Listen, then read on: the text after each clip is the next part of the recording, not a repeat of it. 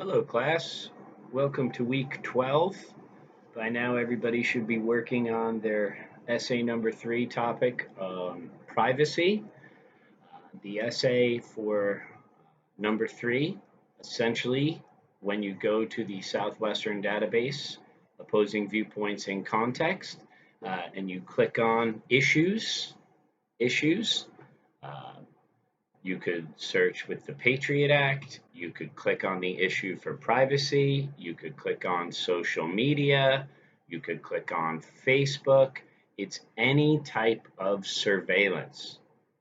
Okay, because after the Patriot Act, now the government has the ability, and not just the government, you could look at social media surveillance, you could look at doxing. So, although we have the prompt in the book, number 6, right? Page 9091, 4 ways the Riley ruling matters for the NSA. You can use that prompt if you want a specific one.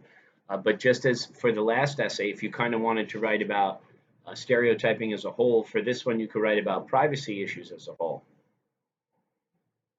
Now, essentially, when we think about counter argument and concession, remember, Rogerian argument, meet in the middle. The two main issues here, right? On one side, you've got privacy, and on the other side, you've got national security and safety.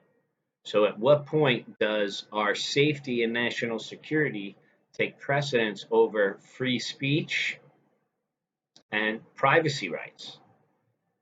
If you wanted to tailor this topic around present day conversations with relations to having to wearing face coverings, having a social distance, is it unconstitutional? Is it violating our free speech? Is it violating our privacy? I don't have a problem with that. You could do that. And I think this essay is ripe for an anecdote, whether you want to focus on your personal experiences, your observations, things that may or may not have happened to your friends. Um, Remember, any sort of surveillance and privacy are the two issues, right? Surveillance, listening to phone calls, reading texts, reading emails, monitoring your internet searches versus privacy. Any type of cameras, if you want to do traffic cameras, if you want to do police car cameras, you want to do police surveillance, red light cameras, public cameras, private cameras, cell phone cameras, any type of watching of either texts, emails, videos, audio surveillance, any of that works for this essay. So you have a lot of freedom, and hopefully on the discussion board, everybody's doing a nice job of sharing their topics. And those of you that are still working on this topic and tidying up essay number 3, let's make sure that we're moving forward with this essay. We'll spend 2 weeks on this essay, and then we'll kind of cruise to the final there. We'll have one more paper. If you look ahead, you'll notice essay number 4 is your choice. You can write an academic argument about any topic that you choose from the opposing viewpoints database, and that should get you started with your articles, and you should be ready to rock. Now, the last thing I want to do before I wrap up this video is kind of review format issues in the book. So those of you that if you have to make changes on essay 3, please make those said changes and revisions sooner than later. And hopefully you'll be feeling confident about what you need to do if you need to make those changes after the next minute or two of this lecture.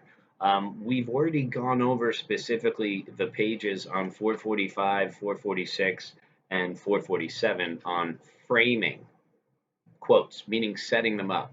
If you just copy and paste a quote and you have a sentence and then a period and then a quote, right? That's called a dropped or a floating quote.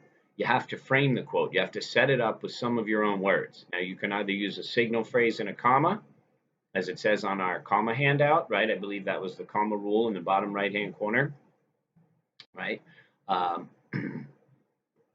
The author states, comma, right? Freston states, or Freston claims, right? Put a comma after that, or you could set it up with a complete sentence and a colon.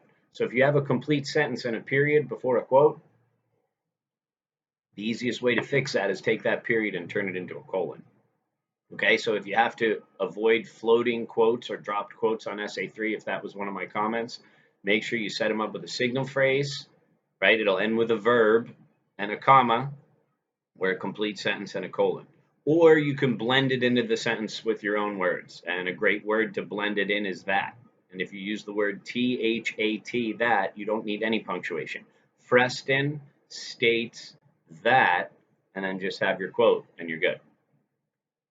So make sure you're framing the materials. Again, 445, 446, 447. So if you're not setting up your quotes correctly, those are the pages to go to.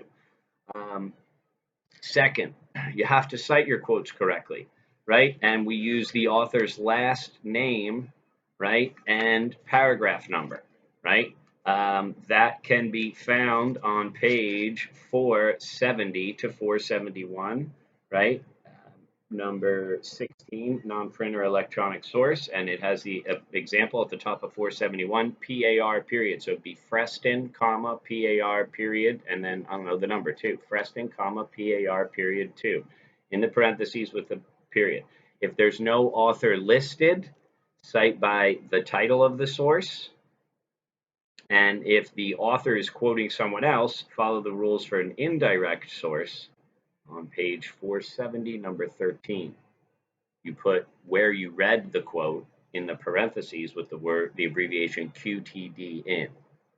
So if Kathy Freston quotes Herbert Hoover, you'd say, according to Herbert Hoover, right, in your sentence, because he said it, a chicken in every pot, a car in every garage, but then in the parentheses, you'd write Freston, comma, paragraph 1, and you'd put QTD in Freston, quoted in Freston, comma, paragraph 1. Indirect source, number 13, page 470, right?